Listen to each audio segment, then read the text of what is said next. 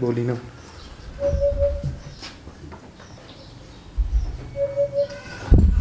तुम ही पीछे जा।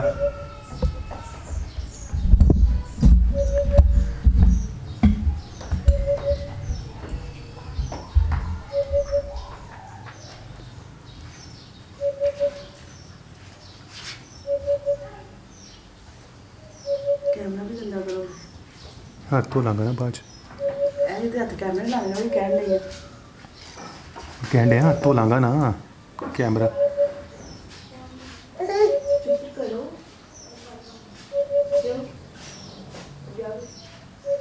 मम्मी वो उधर पापा के पापा ना पापा के पास है। अरे पापा के पास है अरे इधर वो आके दीदा ताकि गुड गुड ज़ाया बाय ना जाना, वो दूध आई हुई है, वो उड़ जाएगी। एक चीज उधर आओ चुप कर बाय ना निकलना। उधर आओ मम्मी ने क्या है ना मम्मी उधर ही है इधर आओ मम्मी तो कुछ नहीं है तो ऐसे है उधर से अपने ला